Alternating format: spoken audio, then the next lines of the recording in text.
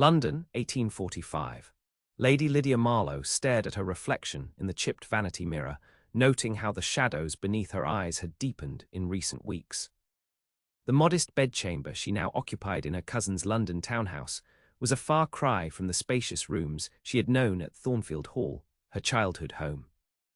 But those days were gone, swept away with her father's fortune and good name. "Miss Lydia, a letter has arrived for you." Her lady's maid, Agnes, entered with an envelope on a small silver tray. Lydia's heart quickened. The cream-coloured paper bore no return address, but she recognized the distinctive slant of the handwriting. "Thank you, Agnes." When the door closed, Lydia broke the seal and unfolded the letter.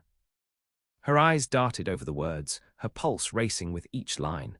"My dear Lady Lydia, I write with news regarding your father's affairs. Through discreet inquiries, I have discovered evidence that suggests Lord Marlow may have been the victim of deliberate sabotage rather than merely poor investments. If you would permit me to assist further, I believe your family's honour might yet be salvaged. I remain your humble servant." L.K. Lydia pressed the letter to her chest. For 6 months since her father's death and the subsequent revelation of his apparent financial mismanagement, she had endured the whispers, the pitying glances, the swift descent from celebrated debutante to poor relation. The belief that her beloved father had been careless with their fortune had wounded her deeply. But sabotage, who would have wished him harm? She moved to her writing desk, a small piece salvaged from the auction of her family's possessions. Opening the drawer, she withdrew a stack of similar letters, all from the same correspondent, a gentleman she had never met in person, yet who had become her most steadfast ally. Their correspondence had begun 3 months ago, when he had written to express his condolences and offer assistance in unraveling the mystery of her father's financial ruin. Each subsequent letter revealed more of his character.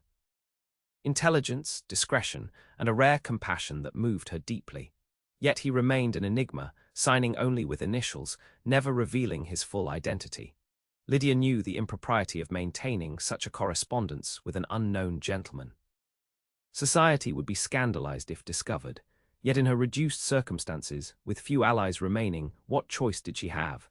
She pulled out a sheet of paper and began her reply. "Dear Sir, your news brings both pain and hope. I cannot bear to think that someone deliberately caused my father's ruin, yet if proven true, it might restore his good name, if not our fortune. I accept your offer of assistance with profound gratitude. Might I inquire, however, as to why you maintain your anonymity? While I value your aid immensely, I find myself at a disadvantage, pouring my troubles into letters to someone whose face I cannot picture, whose name I do not fully know. With sincere appreciation, Lady Lydia Marlow."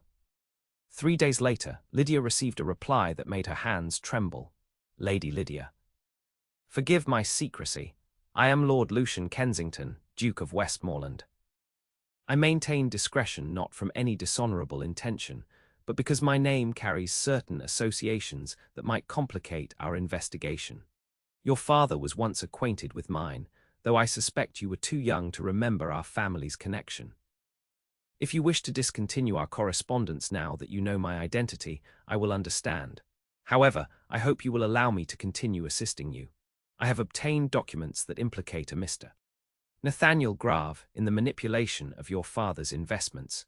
I believe Mr. Grave was merely a pawn in a larger scheme. With deepest respect, Lucian Kensington."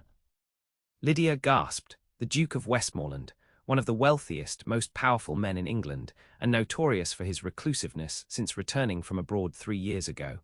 Rumours swirled around him.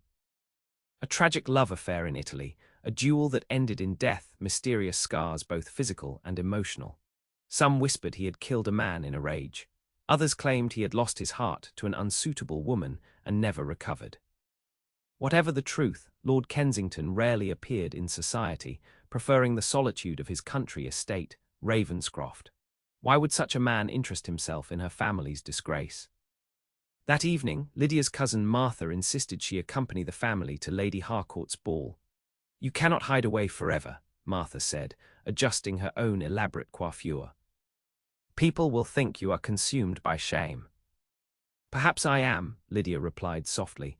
Martha's expression softened. Your father's mistakes were not your own, Lydia. You needn't bear his disgrace. If only Martha knew what Lord Kensington had discovered. But Lydia held her tongue. Until she had proof, she would not defend her father's honour with mere speculation. At Lady Harcourt's opulent townhouse, Lydia stood at the periphery of the ballroom, her modest blue gown a stark contrast to the elaborate silks and satins adorning most ladies present. She overheard snippets of conversation, feeling eyes upon her. Poor Lady Lydia, such a shame about Lord Marlow. I heard they lost everything.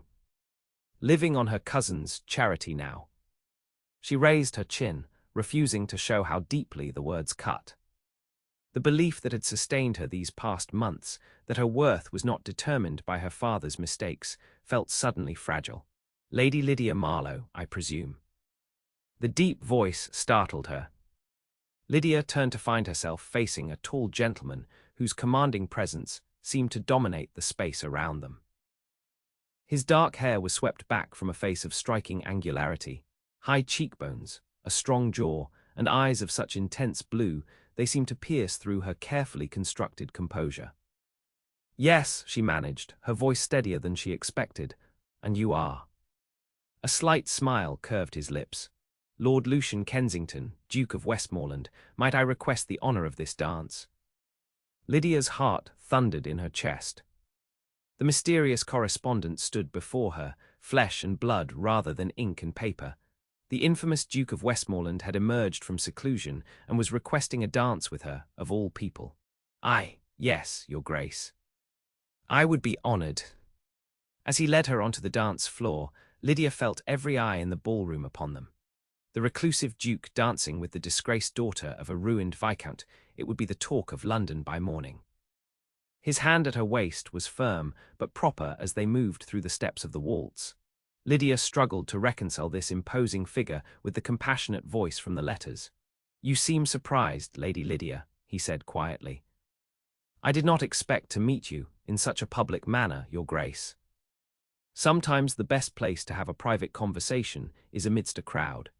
His eyes scanned the room before returning to her face. I have learned who was behind your father's ruin. Lydia nearly missed a step. Here, now. Lord Edmund Harrington orchestrated it all. He used Nathaniel Grave as his agent to manipulate your father's investments, ensuring they would fail. Lord Harrington, Lydia whispered, shocked. But he was my father's friend. They served in the peninsula together. Sometimes those closest to us harbour the deepest resentments, the Duke replied, a shadow crossing his features. I have evidence of transactions, letters between Harrington and Grave, but I need access to your father's personal correspondence to complete the proof. Most of his papers were seized by creditors, but I managed to save a small chest of personal letters, Lydia said. They're hidden at my cousin's house. Excellent, we must arrange to examine them, but discreetly. Harrington has powerful friends. As the dance ended, Lord Kensington bowed formally. I shall call upon your cousin tomorrow, Lady Lydia. Perhaps we might discuss your father's interest in horticulture. His emphasis on the last word made it clear this would be their pretense. Until tomorrow, Your Grace. Lydia returned to her cousin's side, her mind reeling. Martha was wide-eyed with disbelief. The Duke of Westmoreland danced with you. He never dances with anyone. What did you say to him? Nothing of consequence, Lydia replied, her thoughts racing ahead to tomorrow's meeting. That night, Lydia retrieved her father's chest from beneath a loose floorboard in her bedchamber. Inside were bundles of letters, a journal, and several documents she had never examined closely. With trembling fingers, she began to sort through them, searching for any mention of Lord Harrington. In her father's journal, she found an entry dated 6 months before his death. Harrington pressed me again about the Pembroke land. I cannot in good conscience sell it to him, knowing his plans for the tenant families. He reminded me of Salamanca, of the debt he claims I owe him. But some debts cannot be repaid at the expense of one's soul. Lydia frowned.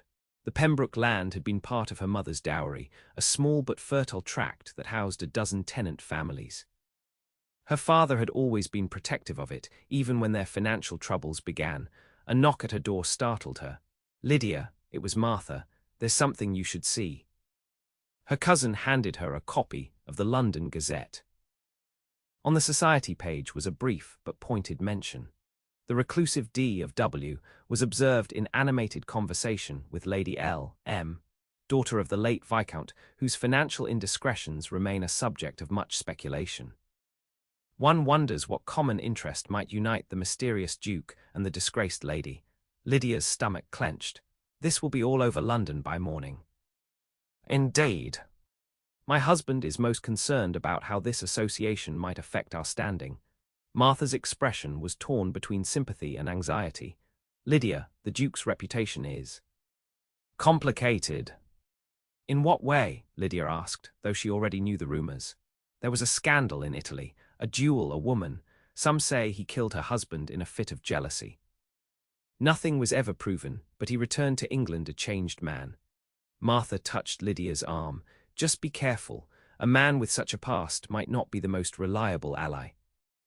After Martha left, Lydia returned to her father's papers with renewed urgency.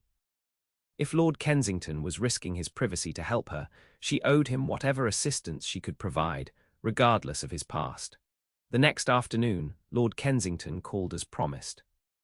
Martha's husband, Sir William, received him with obvious discomfort, clearly torn between the honour of hosting a duke and the potential scandal of associating with such a notorious figure. "My lord, we are honoured by your visit," Sir William said stiffly in the drawing-room. "The honour is mine," the Duke replied. His gaze, however, was fixed on Lydia. "I understand Lady Lydia shares my interest in rare plant specimens.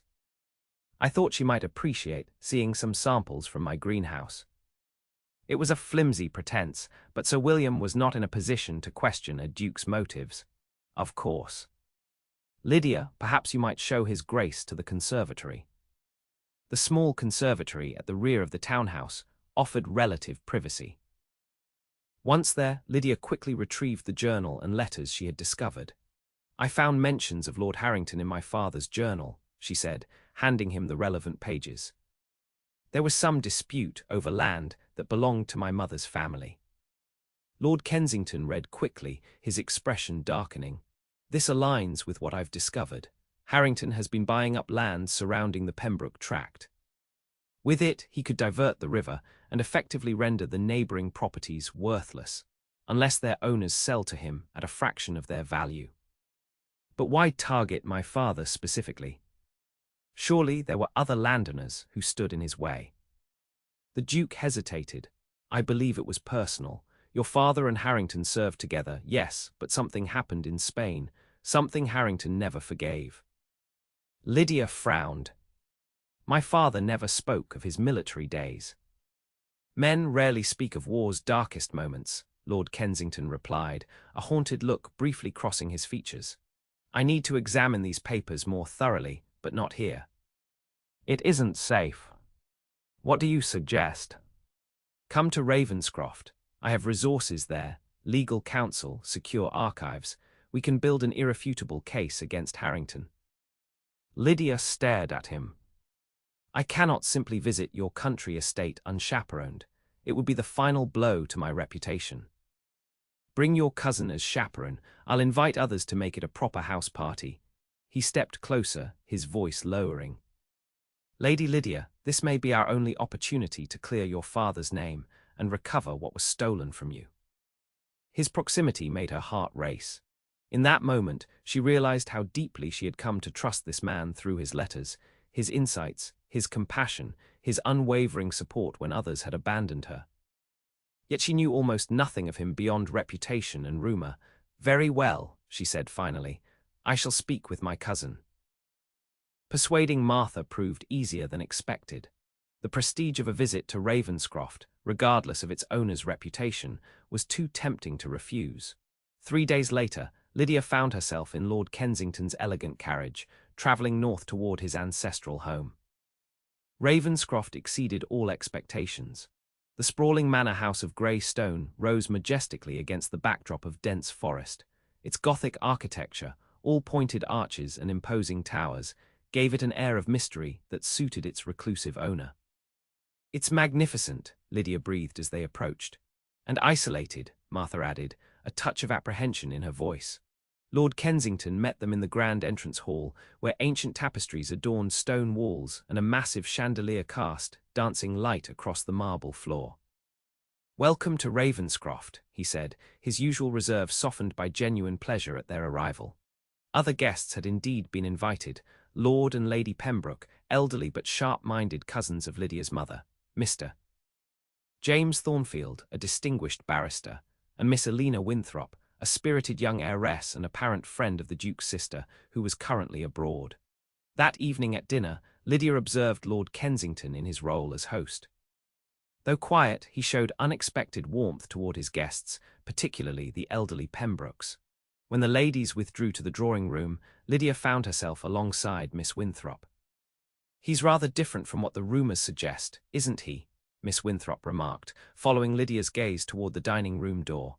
"I'm beginning to think most rumours about Lord Kensington are greatly exaggerated," Lydia replied carefully. "Oh, not all of them," Miss Winthrop said with a mysterious smile. "There was indeed an incident in Florence, a duel, a dead husband, but the circumstances were not what London society imagines." "You seem well informed." "His sister, Lady Caroline, is my dearest friend." "She was there," Miss Winthrop lowered her voice. "The man Lucian killed was a monster who had beaten his wife nearly to death. The Duke intervened to protect her, and when challenged, had little choice but to meet the husband on the field of honor." Lydia's breath caught. Then why does he allow his reputation to remain so tarnished? To protect the woman, of course. She remarried respectably. If the truth were known, her current position in society might be compromised. Miss Winthrop shrugged elegantly. "Lucian bears the weight of others' secrets as if they were his own. It's his nature." The gentleman joined them then, and Lydia found herself watching Lord Kensington with new eyes. Was this why he had taken up her cause, this instinct to protect those victimized by more powerful men? Later that night, unable to sleep, Lydia wandered to the library. She was surprised to find Lord Kensington there, examining documents spread across a large desk. "Forgive me," she said, turning to leave. "I didn't mean to intrude." "Please stay," he replied, rising. "I've been reviewing your father's papers alongside Harrington's correspondence with Grave. The evidence is compelling." Lydia approached the desk, acutely aware of the impropriety of being alone with him at this hour. Yet the importance of their work overrode such concerns. "What have you found?" He showed her letters documenting how Grave, acting on Harrington's instructions, had systematically undermined her father's investments while spreading rumors of mismanagement. "But why?" Lydia asked, distressed by the calculated malice revealed in the correspondence. "What could my father have done to deserve such hatred?" Lord Kensington hesitated. "I spoke with Lord Pembroke earlier. He confirmed what I had suspected. At Salamanca, your father witnessed Harrington commit an act of cowardice that resulted in the deaths of several men. Rather than report him, your father protected Harrington's reputation. But he never forgot what he'd seen. And Harrington feared my father might eventually speak out. No, Harrington resented being in your father's debt, resented the moral superiority he perceived in Lord Marlow's mercy." The Duke's eyes met hers. "Some men cannot bear to be shown compassion when they know they deserve condemnation." The insight struck Lydia as profoundly personal, as if Lord Kensington spoke from experience. Whether as the giver or receiver of such mercy, she could not tell. "With these documents and Lord Pembroke's testimony, we can expose Harrington," he continued. "Mr. Thornfield believes we can build a case for fraud that would restore at least part of your inheritance." "You've thought of everything," Lydia said softly. His expression softened. "Not everything. I've given little thought to how this investigation might affect you personally. Dragging your father's name back into public discourse will mean renewed scrutiny, more gossip. I'm willing to endure it to clear his name. Are you? Even knowing that association with me will only add fuel to the speculation." He turned away, his posture suddenly rigid. "Perhaps I should have maintained my anonymity. My reputation can only taint yours further." "I don't believe that." Lydia stepped closer, compelled by an instinct she couldn't name. "Miss Winthrop told me about Florence." His shoulders tensed. Elena should not have spoken of matters that don't concern her. But they do concern me, Lydia insisted.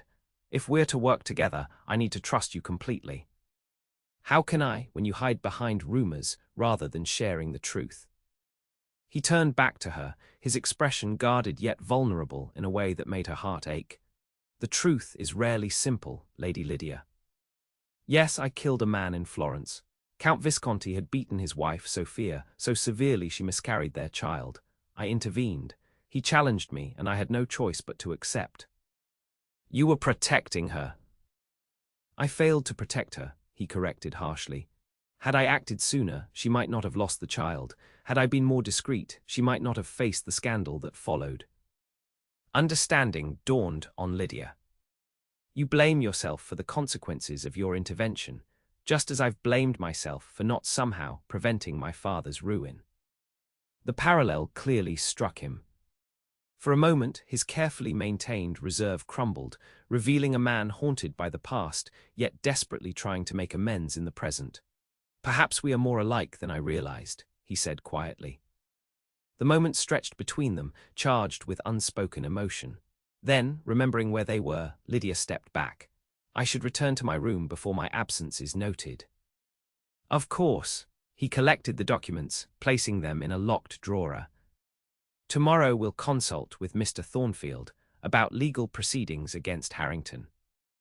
Thank you, Lord Kensington, for everything you're doing. Lucian, he said abruptly. When we're alone, I would be honored if you would call me Lucian. Good night, Lucian, she replied, the intimacy of his name on her lips sending a thrill through her. Good night, Lydia. The next morning brought unexpected news. Lord Harrington had arrived in the village near Ravenscroft, staying at the local inn. How he had learned of their gathering was unclear, but his presence could not be coincidental. He must have spies among my household, Lucian said grimly when they convened in his study, Lydia, the Pembrokes, and Mr. Thornfield. Or perhaps among your cousin's staff, Lydia. What does he hope to accomplish by coming here? Lady Pembroke asked, her elderly face creased with concern. To intimidate us, most likely, Mr. Thornfield replied, or perhaps to discover exactly what evidence we possess. Then we must accelerate our plans, Lucian decided. Mr. Thornfield, prepare the legal documents. Lord Pembroke, I need your sworn testimony regarding what Lord Marlow confided in you about Salamanca. Lydia, you and I will secure the documents in my London solicitor's safe. We leave for London immediately. But that would mean travelling alone with you, Lydia protested, though her heart raced at the prospect. I'll accompany you, Lady Pembroke declared firmly. At my age, I care little for propriety, but enough to preserve yours, my dear. Within the hour, they were in Lucian's carriage, speeding toward London with the precious documents secured in a locked case.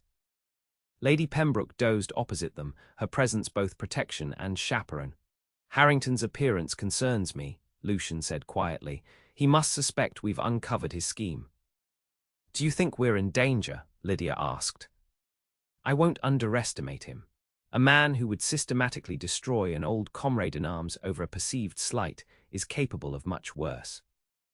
Their journey proceeded without incident until they were within an hour of London. As they travelled a relatively isolated stretch of road, the carriage suddenly lurched to a halt. Lucian immediately tensed, his hand moving to the pocket where Lydia knew he carried a pistol. Stay here, he instructed, then called out to the driver, Thompson, what's happened? Roads blocked, Your Grace, came the reply, fallen tree across the way. Lucian's expression darkened. Too convenient, he murmured. To Lydia and the now-awake Lady Pembroke, he said, lock the doors when I exit. Open them for no one but me. Before Lydia could protest, he had slipped out of the carriage. She locked the door as instructed, then peered anxiously through the window. Lucian stood conferring with the driver, both men surveying the massive oak that blocked their path. Then, from the dense woods on either side of the road, 4 masked men emerged. Lydia gasped as they surrounded Lucian and Thompson, weapons drawn.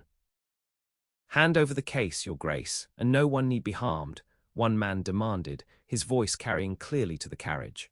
I carry nothing of value, Lucian replied calmly, though Lydia could see the tension in his stance. "We know you have documents that would ruin Lord Harrington. Give them to us now." So Harrington had indeed sent them. Lydia clutched the leather case tighter, its contents suddenly seeming infinitely precious and dangerous. "Lady Pembroke," she whispered urgently, "if anything happens, you must take this case to Mr. Thornfield in London." Before the elderly woman could respond, gunshots rang out. Lydia watched in horror as Lucian grappled with two of the assailants while Thompson fended off the others. In the chaotic struggle, Lucian managed to disarm one attacker but took a glancing blow to the head from another. Blood streaming down his face, he fought with a controlled fury that spoke of military training. One by one, the attackers fell back, apparently deciding the Duke's resistance was more than they had bargained for. As they retreated into the woods, Lucian staggered slightly before straightening. He quickly instructed Thompson to move the carriage off the road while he examined the fallen tree. It was cut deliberately, he reported upon returning to the carriage, his face grim beneath the blood. They planned this ambush carefully. "You're injured," Lydia said, reaching for her handkerchief. "It's nothing." A scratch, but he allowed her to dab at the wound as Thompson worked to clear their path. "They'll try again," Lady Pembroke said matter-of-factly. "Harrington cannot afford to let these documents reach London." "Agreed. Which is why we'll change our plan." Lucian's eyes met Lydia's. "We'll separate. Thompson will take the two of you to my townhouse by the main road. I'll take a horse and the documents, travelling cross-country to my solicitor's office." "That's too dangerous," Lydia protested. "You've already been injured." "It's the safest option for the documents, and for you." His expression softened slightly. "I won't risk your safety, Lydia." The way he said her name, tenderly, possessively, made her heart clench. "And I cannot bear the thought of you facing more danger alone." "I've faced worse," he reminded her gently. An hour later, with the road cleared and a horse procured from a nearby farm, they prepared to part ways. Lucian secured the case to his saddle, then turned to Lydia. "If anything should happen," he began. "Nothing will happen," she interrupted fiercely. "You will deliver those documents safely, and we will clear my father's name together." A ghost of a smile touched his lips. "Yes, my lady." Impulsively, Lydia reached up and pressed a kiss to his cheek, heedless of Lady Pembroke's presence. "For luck," she whispered. Something flared in his eyes, hope perhaps, or a deeper emotion she dared not name. With a formal bow that belied the intensity of his gaze, he mounted his horse and rode away. The journey to London proceeded uneventfully for Lydia and Lady Pembroke. At Lucian's townhouse, however, they found not safety but chaos. The front door stood ajar, and signs of a struggle were evident in the entrance hall. "Stay back," Thompson warned, drawing a pistol and entering cautiously. They found the butler, Jenkins, bound and gagged in the study. Once freed, he gasped out his story. Men claiming to be delivering a package had forced their way in, demanding to know where the Duke's documents were kept. "Did Lord Kensington arrive?" Lydia asked anxiously. "No, my lady.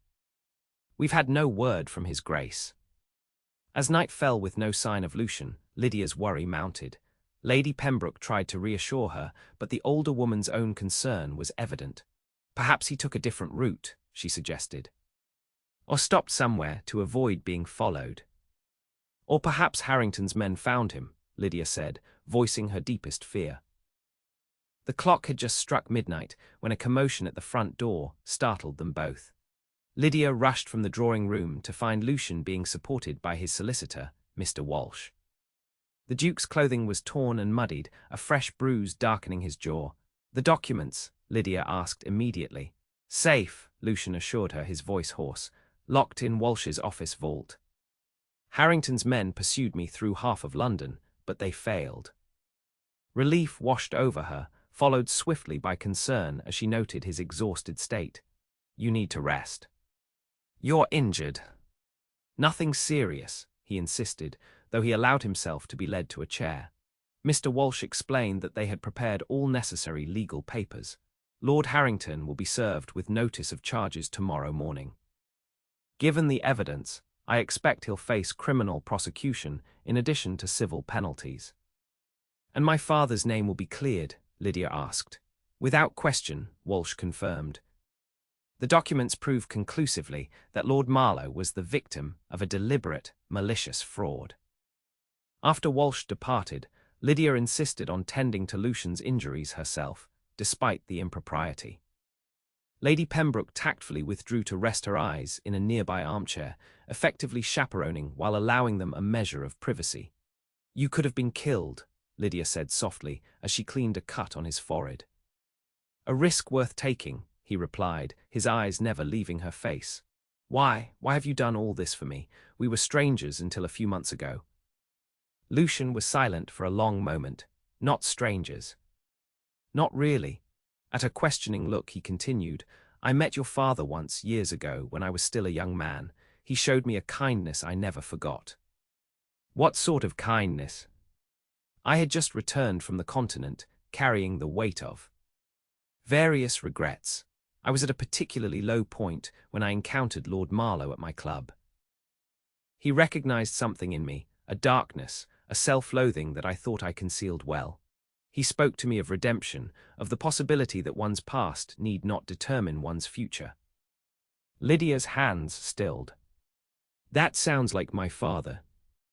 When I learned of his death and the accusations against him, I knew something was wrong. The man who had helped me find my way back to honor would never have acted so dishonorably. I began investigating, and when I discovered you were suffering under the weight of his supposed disgrace," he trailed off, then admitted quietly, "I saw myself in you." "In me?" "A good person bearing undeserved shame. Living in the shadow of events not of your making." The tenderness in his voice undid her. Tears she had held back for months, tears of grief, of humiliation, of fear, finally spilled over. "Lydia," he murmured, reaching up to brush a tear from her cheek. The touch sent a tremor through her. "I should not be here alone with you," she whispered, though she made no move to withdraw. "It's improper." "Lady Pembroke is present," he reminded her, with a glance at the elderly woman who had indeed fallen asleep in her chair. "You know what I mean. After all we've done to restore my reputation, to be found in such a compromising position. Is it compromising to be with someone who cares deeply for your welfare? Who admires your courage, your loyalty, your unwavering faith in those you love?" His voice lowered further. "If that is compromise, then perhaps the world's standards are what should be questioned, not our actions." The conviction in his words resonated with something deep within her. The part of her that had always chafed against society's arbitrary rules, that had maintained her secret correspondence with him despite the risk to her reputation. "You've changed me," she admitted. "Before we met, I believed my worth was tied to society's opinion, that without my family's position, I had nothing of value to offer. Your letters showed me otherwise." "And you've changed me," he replied. "For years I've hidden away, believing my past errors defined me. Your faith in your father's honor, your determination to fight for the truth regardless of the cost, it awakened something I thought long dead." Their faces were close now, the air between them charged with unspoken feeling. For a moment, Lydia thought he might kiss her. Instead, he gently took her hand and pressed it to his lips in a gesture both proper and profoundly intimate. "We should both rest," he said, releasing her hand reluctantly. "Tomorrow will bring its own challenges." The next morning's newspapers carried the first hints of the scandal about to break. The London Gazette reported that serious allegations of fraud have been levied against a prominent peer, with evidence suggesting a deliberate plot to destroy a respected viscount's reputation and finances. By afternoon, Lord Harrington had been taken into custody. The evidence against him was overwhelming. Letters explicitly detailing his instructions to grave financial records showing the manipulation of Lord Marlow's investments, and testimony from those who had witnessed his long-standing resentment of Lydia's father. For Lydia, the vindication was bittersweet. Her father's name would be cleared, but he was not alive to see it. Some of the family's assets might be recovered, but the years of suffering could never be undone. A week after Harrington's arrest, Lucian invited Lydia to walk with him in the garden of his townhouse. Lady Pembroke, still serving as chaperone, watched benevolently from a nearby bench. "The case against Harrington is proceeding well," Lucian said, as they strolled along a gravel path bordered by early summer roses. Mr. Walsh believes most of your father's estate can be recovered, though it may take time. I can hardly believe it, Lydia admitted. For so long, I've lived with the shame of his supposed failures. To have his honor restored feels like a dream. You never lost faith in him, Lucian observed, even when all evidence seemed against him. He was my father, I knew his character. She glanced up at Lucian. Just as I've come to know yours, despite what others say. He stopped walking, turning to face her fully. And what do you believe my character to be? Honorable, compassionate. Perhaps too willing to shoulder blame that isn't yours to bear. She met his gaze steadily. A man who values truth and justice above convenience or comfort. Something in his expression shifted, a softening, a vulnerability he rarely allowed others to see. Lydia, these past weeks have been the most meaningful of my life, working alongside you, watching your strength and determination. It has awakened desires I thought I'd buried long ago. Her breath caught. What desires? For connection. For purpose, for, he hesitated, then continued more softly, for love. The word hung between them, fragile and powerful. Lydia felt as if she stood at a precipice, about to step into unknown territory. I've lived in isolation for years, Lucian continued, believing it was better, safer, for everyone if I kept to myself. My reputation, my past mistakes. I thought they defined me, limited what I could hope for. And now I find myself hoping for things I have no right to ask for.